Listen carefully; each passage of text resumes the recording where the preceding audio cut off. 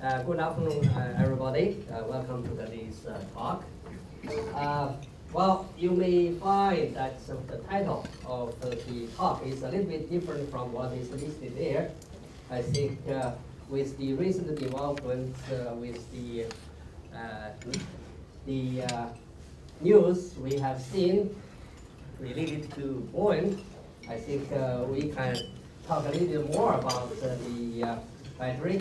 And if you notice that when this airplane was first tried, that's the words from President Obama. That is lighter, faster, more fuel efficient, and it looks good. So that's what he said. Shortly after that, of course, we heard the director of NTSB, Deborah. She said we have not ruled out anything that as a potential factor, talking about in the battery fire. It's not only once, it's twice. So many questions remain to be answered. Well, obviously today I'm not here to answer questions for this, but I have prepared something that hopefully will answer some of your questions related to something in your pocket and also related to what will be our future business. But before I switch topic, so I just want to give you a little bit background regarding why this new airplane got this kind of problem, not the others. Well, in fact, in addition to different kind of materials they use, and one major difference between the previous and the current 787, that is the usage of battery. All before they use nickel metal hydride, and then now they use lithium ion battery. Lithium ion battery, where they are located, one is here, the other is there, and so both racks seems give some problems to burn for the operation. And after the fire, people worry about whether or not this plane would ever fly again. Well, if we look at the stock market, seems after January, so they do not have very much growth. In fact, it is increasing. And people are very much confident about the company, and I think also about the battery, because the most advanced technology so far, and I'm sure that they could solve the problem and get the airplane going ahead. So we don't worry about Boeing. And what are the opportunities for us? Because when we're talking about lithium-ion batteries, one is that is for the power, auxiliary power for the airplane. But in fact, what I see for us probably the business opportunities lies behind this. It's foggy, we cannot see very much, and hopefully we haven't seen anything like this. This is what happened in LA. Smoke. During that time, people were very much scared. And in Beijing, well, what we have now is the mask. And this is a cotton mask. And the reason behind this smoke, we all know that is, in fact, because of the cars on the street. And this is one of the major reasons. And of course, another reason is using extensive use of coal. And this fossil fuel powered automobile that gives off those pollutants that generates this smoke. And when we're talking about the cars, the number of cars increase 30% more cars every 10 years. And in China, that is even more than that, 30% because of the fast growth of the economy. And one time, former dean asked me, well, what do you think? When is the mature time for the automobile use production in China? So I told him that once every house has a car or two, otherwise, you cannot see the stop increase of the number of cars. And with the current operation of the cars, we cannot really get rid of the pollutants satisfactory. And what are the options? So one option that would be electric vehicle, which has a very small amount or no emission of pollutants in usage of the car. But in fact, when we're talking about the electric vehicle, this is not a new concept. You have seen this, and when the car was used in the early 1900s, say the number of electrical vehicles, in fact, exceeds significantly of the thermal internal combustion engine. But unfortunately, so the progress of battery production and the perfection cannot match with the progress of the thermal engine. And now we have seen that most of the cars on the street is based on the internal combustion engine rather than based on the electric vehicle. In fact, this electric vehicle was not too bad. So it has speed over 100 kilometers per hour, and with such kind of car, it can run 80 kilometers with the battery powering. Well, this is something that what in our pocket now, it was at that time, so the battery was so huge. Okay, so now, what is the evolution since the lead acid from the 1860s? In fact, this is a timeline. As we go from that time to now, in fact, majorly we have passed the 1, 2, 3 type of batteries. So that is nickel cadmium and the nickel metal hybrids.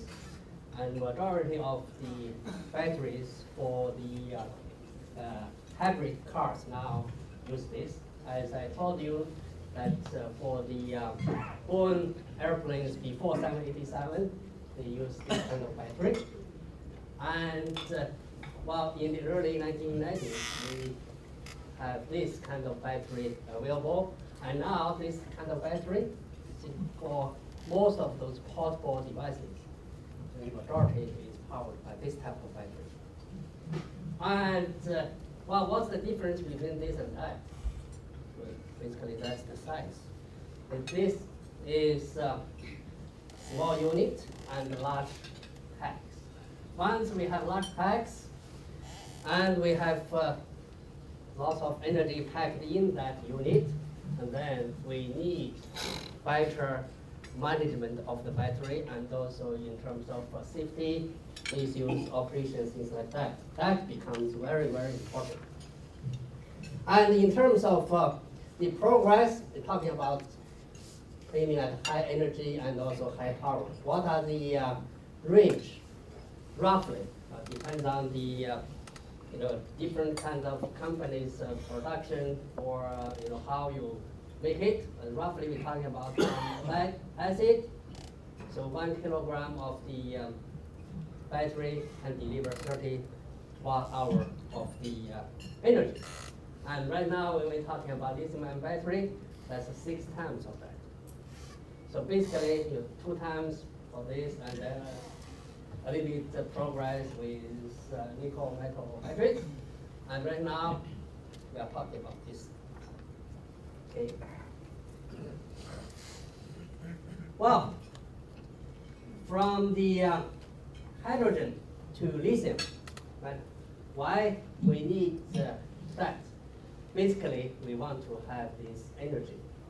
At one given mass or given volume, we want to have more energy in it so that it can give longer operation or can drive the car a little bit farther away.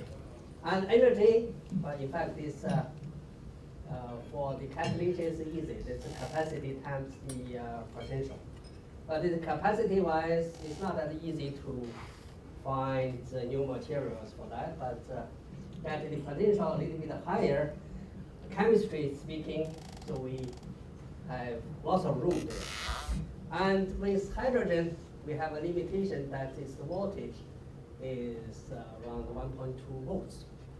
So that is relatively low. And lithium, why lithium? Well, lithium, we know that the lightest metal on Earth. Okay, that we cannot find any metal that is lighter than lithium.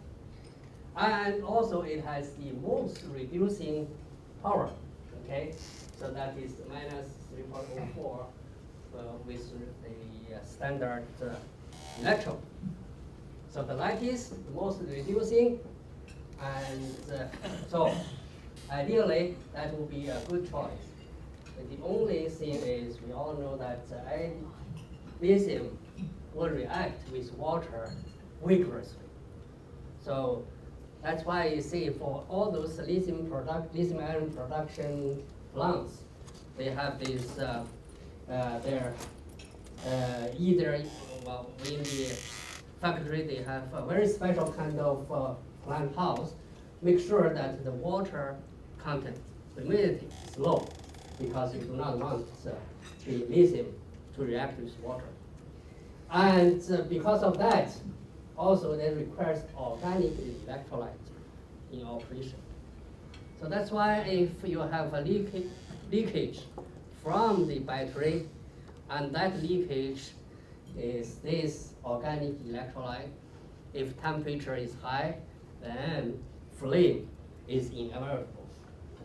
So if you have leakage from the battery, so that is a problem. Okay? If the temperature of the battery is high, and then this is also very likely to cause fire. And because of that advantages for the using lithium, the lithium metal is so good, and so people start making use of that. And first, we're talking about lithium metal battery, and because lithium metal is the one before lithium ion. When we're talking about lithium battery, nowadays we're talking about lithium ion battery. But before that, in fact, we start with lithium metal battery. Lithium metal battery is basically, well, we have this lithium metal that's used as the anode, and then for the cathode material, it can insert into the structure here, like those two types of compounds. Okay. And so at the other side, we only have lithium metal. And this was first proposed in 1975 and commercialized 86 by Guohua Energy. And what happens is, well, this kind of material or this kind of battery, because of this charging, discharging of the battery, we're talking about secondary battery, and this lithium after maybe 100, 200 cycles. So initially you have a metal film. After many, many rounds of charging, then they build up these dendrites. And this is the picture of that. And you have the anode and the cathode connected. When anode and cathode is connected, you have a short circuit. When there is a short circuit, there is a high temperature because of the current, very high. When the temperature is high, because of organic electrolyte, this is what is expected.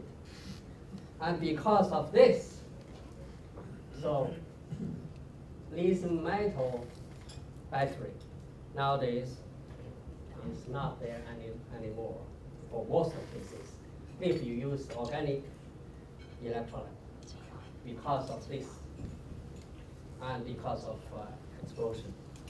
And what is the solution?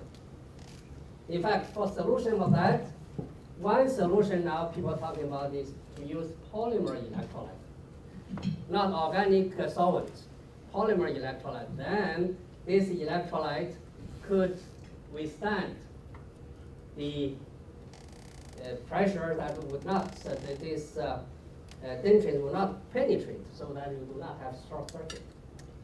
And even you have short circuit, they will not cause fire. Okay? Another one, of course, is instead of having metal of lithium, so now we have another type of material as anode. And this anode would keep the, well, this is type of polymer I'm not going to talk about. And lithium iron battery with this anode, instead of having the metal there, now we use the lithium iron to transport between the cathode and anode. And here, you know, the lithium, once it's charged, they stay just like on shelf or in different kind of compartment. You will not have this problem of the dendrites building, or have less problem of the dendrite building. And the most common material now that is graphite for this anode. And this become commercialized by Sony in 1990s. And well, at this site, for the positive or cathode material, is the lithium cobalt oxide. And this is also the material that is used for the Boeing 787. And it's the same material for most of those PC and also the iPhone, things like that we're talking about. So this is the chemical type of lithium iron batteries. The problem for this one is the material is expensive, and the high temperature stability of the material is low. If the temperature is over 200 degrees C, so you expect to have degraded performance or the failure of the system. Okay? And of course, fire, you already seen. So what are the criteria if we look for more or better materials for the electrode? In fact, here I listed 4 of them.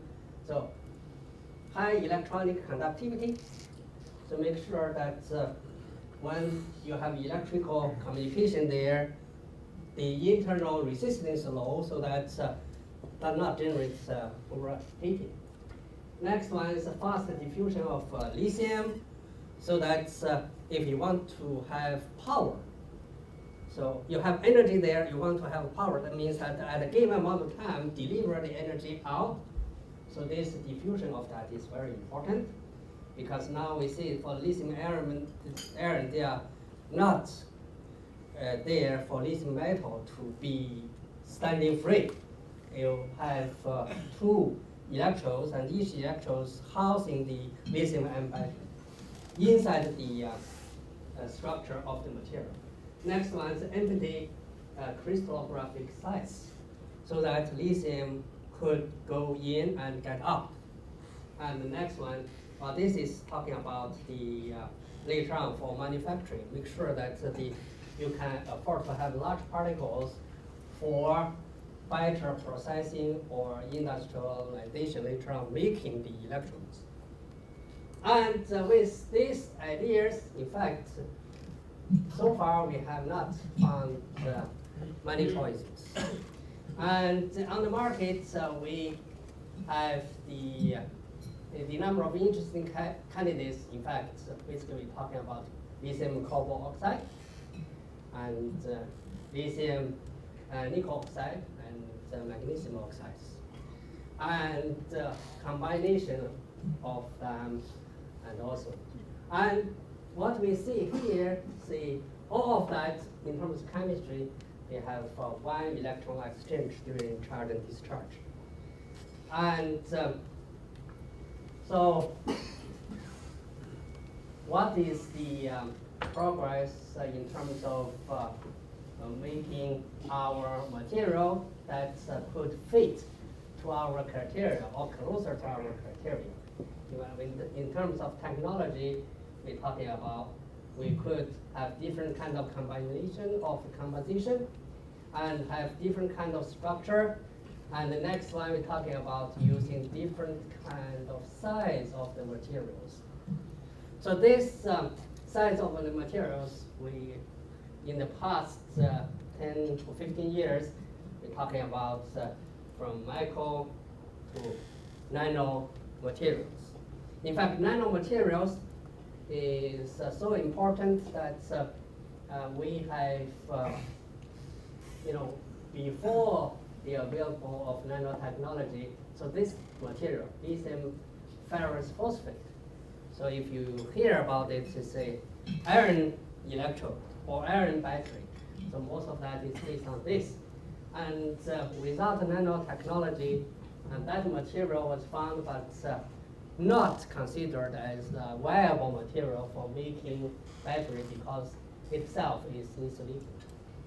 So now with nanotechnology and also with the carbon coating, and this material becomes one of the most popular material nowadays for making batteries for the power tools and also for electrical vehicles. Okay? And how about other options we have? Well, in fact, besides what we have seen for lithium iron phosphate and this material that is very common in the portable devices, and now on the market we also have this lithium magnesium oxide. And what you see here, so this type of material is a layered material, so that you have the lithium in and out between the layers.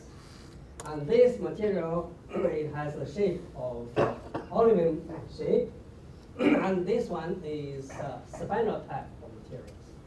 So what we see here, so that's the voltage we're talking about. The higher the voltage, so the smaller the amount you would expect to have for the same amount of energy. Say, for example, this material can up to 5 volts. And for this material, 4.2, and this material, basically you can have up to 3.8, something like that. Okay? And these two types of materials, people now studying them, but it's not in large production or usage yet. Okay? And this is about the cathode or positive. And about the anode, well, majority of the material is still graphite.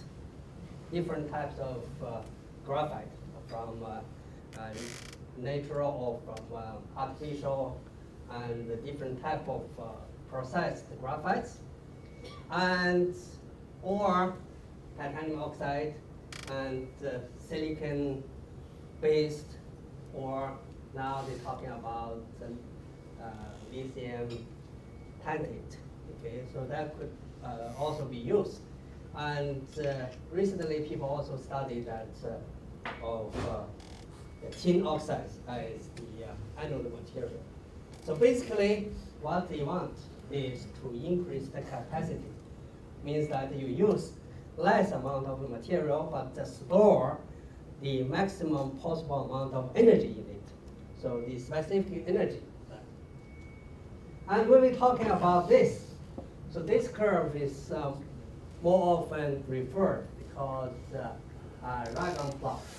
On this side, we're talking about specific power, and this we're talking about the specific energy density. For the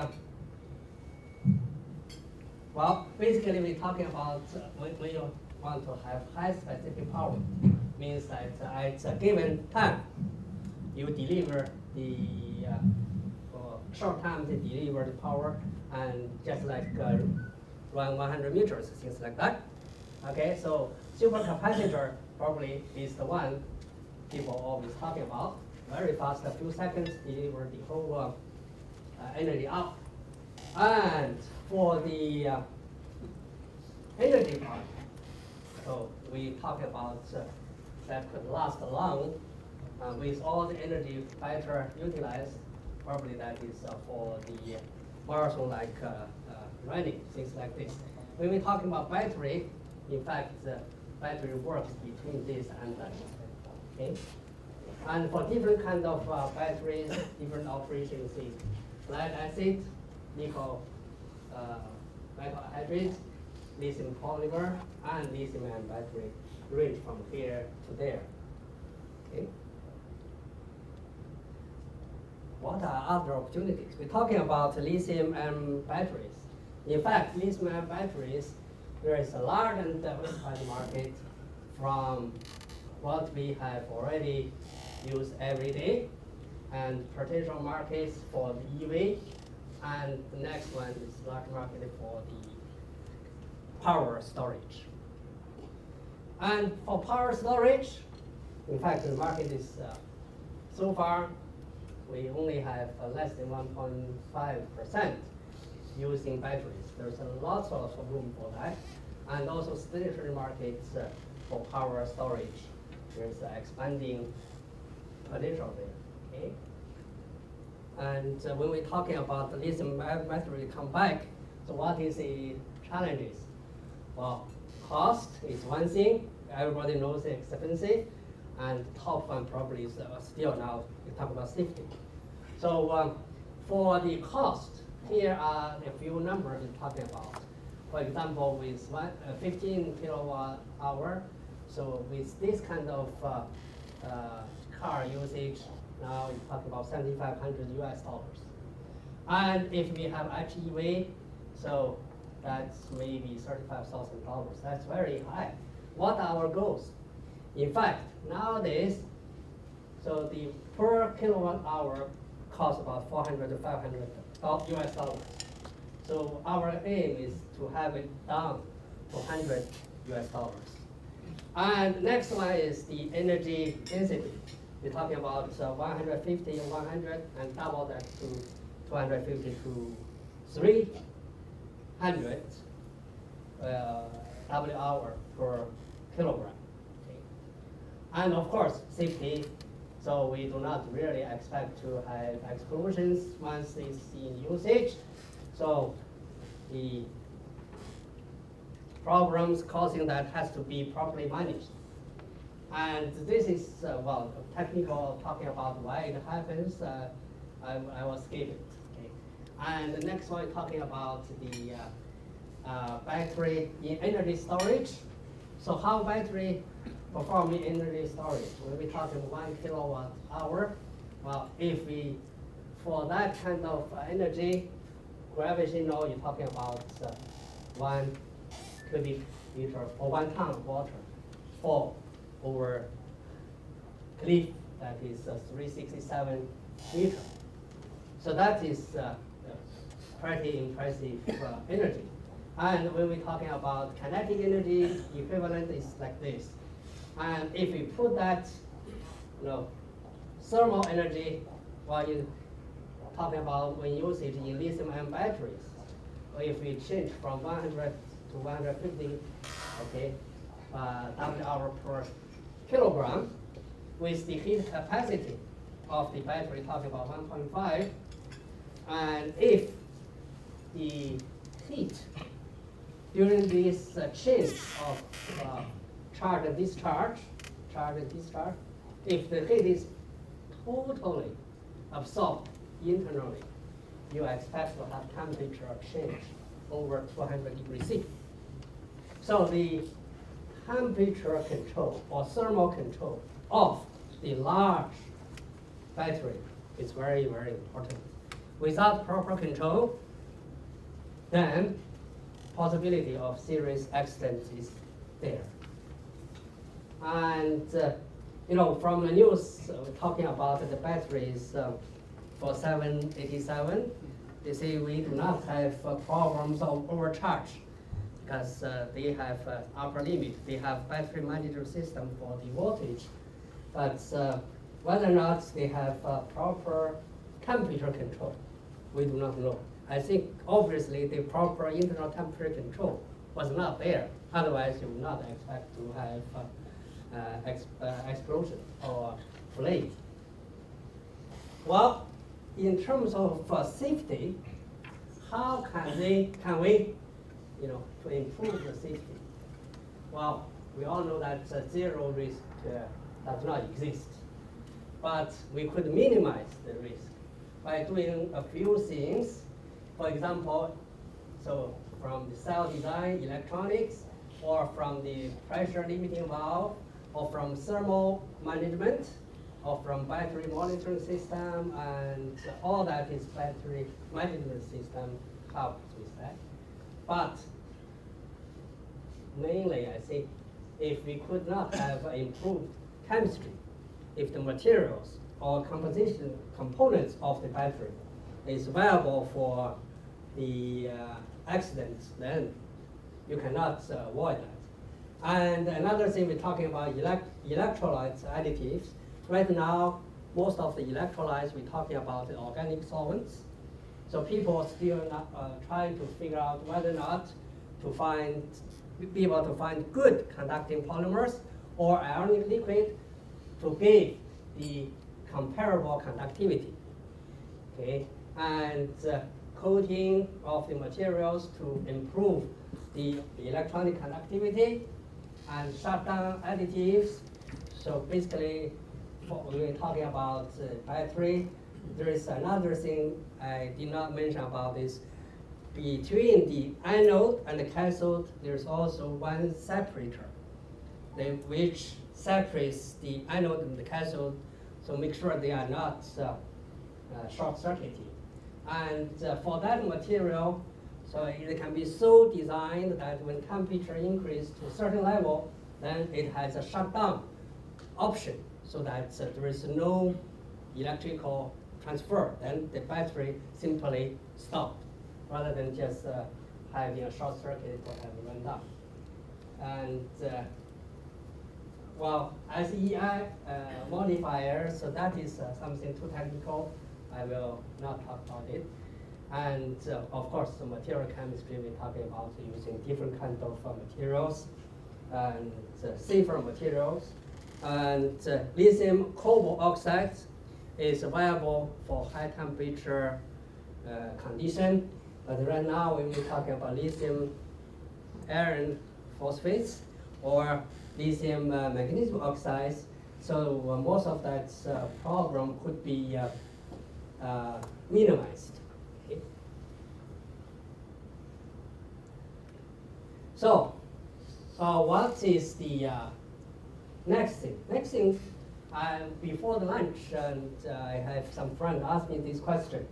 So how long the battery can last? Well, I spent so much money on the battery. And so can I use it for 1 year, 2 years, 3 years, 10 years?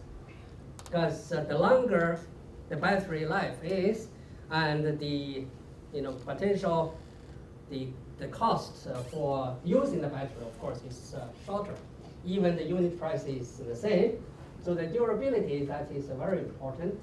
And durability, well, work is needed to close this gap of between what we expect, 10 years. And now most of those lithium iron phosphates produced in China, maybe it's 3 or even less. So when we're talking about this, okay, so we need really, from research, from user, we all need to have something to do together, and so that we could improve the battery durability, and doing something like slow reaction kinetics, and also have the material properties very well known, and after many years usage, still they can be as good as before. Okay, so this is from the university, from the industry, and also from users. So all that are important for the durability. And next thing is about the autonomy we're talking about, or energy density. So you have seen this picture before. And this picture simply gives us the directions of where to find the material that for a given mass, then you can deliver more energy. And so the more, the better. And we know that for the high voltage, so from hydrogen to lithium, we already jumped from 1 volt to over 3 volts. And right now, people are talking about the material can give the voltage above 4 volts, up to 5 volts, even beyond. Okay, so that will be the definitely is a future development for the material study. And the next thing, of course, is to try to, instead of having 1 lithium, you have more than 1, 2 or 1.5 during the operation. So that will push this side. Right now, we're research using different kind of compounds. This is a technical one, and that has been published in literature. And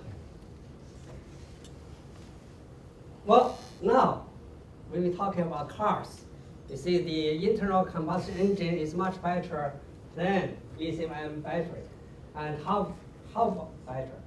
When we're talking about this, when we use gasoline, 1 kilogram of gasoline delivers 2,000 watt-hour of energy.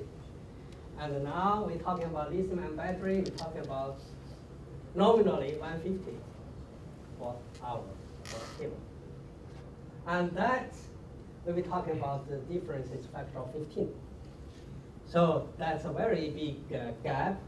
So we have to make sure that this one got to be increased. Right now, if we can double that, probably that's most of the user will feel acceptable about using this EV. Okay? And how can we double that? In fact, finding new materials is one thing, and another one is finding new battery systems. So listed here, there are quite a number. One is talking about lithium sulfur. Well, when we're talking about lithium iron today, we're talking about this is theoretical, you have that. And zinc air, you have that. And lithium sulfur, you have is about 8 times of lithium iron capacity. And lithium air, and it's even higher capacity in terms of theoretical value. Okay, so certainly, if we want to compete with gasoline, so lithium iron is what we have now, and those kind of batteries maybe come to play in future. This is the chemistry about lithium sulfur, lithium air, so I don't need to explain that much, but it's similar to what we have seen for the lithium-ion battery. And well, so this is the picture that was given by Professor Jean-Marie Tarascon. So he now is going to head the French Energy Institute, and he is a world expert on the lithium-ion battery materials synthesis. So this is what, according to him, right now we are talking about somewhere here, and in future, possibly, so 20, 30 years later, maybe have lithium sulfur in the market and lithium air. Well, right now, still question where in future they are going to be in the market. But the potential definitely is there. And next one we're talking about is material manufacturing. Because when we're talking about lithium-ion battery, we use that to protect the environment, to save the material for sustainable development of society. And right now we'll be talking about production of the materials. In fact, that is not much environmental friendly, using high temperature, high pressure sometimes. And eventually we'll be talking about the progress in future. Probably we could use hydrothermal process and enothermal process to reduce the temperature and also to have a better utilization of the atoms. And well, hopefully, many years later, so the materials could be produced at room temperature, ambient condition using biological process. Okay? So this is one thing. Another one, we'll be talking about sustainable development. So our council shares very much interest in this. So how can we have the batteries? And we have used so many of them. And eventually, are they going to be a pollutant source themselves?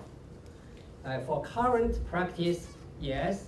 If we do not collect them and recycle them, they will build up and pile up as waste. But there are technologies available once we have the scale of economy to recycle the battery and then to separate the batteries into useful components. For example, lithium, cobalt, and also aluminum, copper involved in it. For the polymers or other things, probably from the technology I know now, maybe you just simply burn them for energy. And this is a picture, a rosy picture. I think in future we could realize it with the technology progress. Basically, from biomass, we extract some organic chemicals. Okay, biomass that is grown in the field. And those chemicals could be used with green chemistry to produce materials for battery. Okay, with some lithium involved, because lithium with organic is very easy to separate.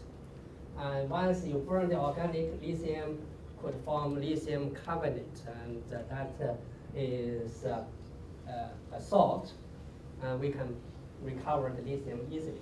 And after that, then the CO2 goes back to the environment, and then help produce more biomaterials. So this is possibly one way of a sustainable development for future lithium-ion batteries. And well, you must be curious about what I have done, right? So all the talks up to now is the background information and what is happening regarding the lithium-ion battery. What we have done in the lab. Quickly, I'll show you. Well, this is the major components of a battery. You have anode, separator, electrolyte, and the cathode. And in my lab, well, we have quite a number of people and the professors work together, and we have, you know that in USD, we have facilities available also, working on the materials of anode materials, separator, and also cathode, 3 of them. And we have 5 patents, over 20 number of patents, 2 of them already granted with regard to the material synthesis. And basically, we focus on the cathode, anode, and new lithium-ion battery system, plus the membrane, ultra-high molecular weight membrane for the separator building. Okay? So, well, this is some details of 4 possible projects for commercialization. So ABCD, we're talking about basically, you will see here that this is one type of cathode material, positive material, and this is another one. And this one, for the material, this is the continuous production of this using the supercritical water process. And this is the lithium sulfur battery. And we have found that for our system. So I'm sorry about to the friends who cannot read Chinese. But later on, next page I'll show you in English. Okay. So talking about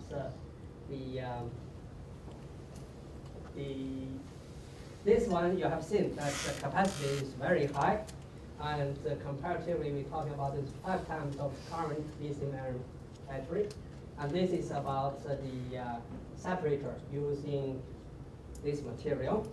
So here is the English translation of what I have shown you about the 4 products. At this time, I am very happy to tell you that I already have a company who want to commercialize this product with us. And we are in discussion with another company talking about this. And quite a few companies showed interest in this material, but here the funding looks a little bit too high. So at this time, we are still in discussion. And well, I know that everybody here in this room has some connections with UST, and also has interest in lithium-ion batteries. Well, if we want to cooperate, probably there are following 3 modes. University, we always do fundamental study to know why. And with that, we produce lots of PhDs, many papers published. We are very famous. We are famous for that, you know, the HKSD, why we rank so high. But for that, if you want to cooperate, and you have to donate money to us, because usually, so for such kind of research, does not lead to any IP for you to make more money. However, well, we could also do applied research. For general applied research, we could have common problems studied, and later on, you can use of the technology, or we can also produce PhD and papers and help the society community. And in addition to donation, we can have IPF funding, platform research, or Guangdong, Hong Kong technology cooperation scheme. And the next one is very specific applied. If your company has a particular project, you simply want us to work together with you, well, we can work together, get patents, get IPs, and we can also use contract money or use the schemes from ITF or ITF Guangdong and some other ways for cooperation. And with that, I would like to conclude. So I think you agree with me that lithium-ion batteries have achieved great success in the recent 20 years, because it has been with everybody now. Hopefully in future, most of us can also drive lithium-ion battery powered cars. And the next one we're talking about, it has great potentials in future, EV, energy storage, things like that. And while energy capacity increase, cost reduction, safety improvement, that's called for better materials and systems. We still have lots of research to do. And there is a number of ways to have university and industry cooperation. Depends on our mutual interest. So, I think together we can make a difference. Thank you for your attention.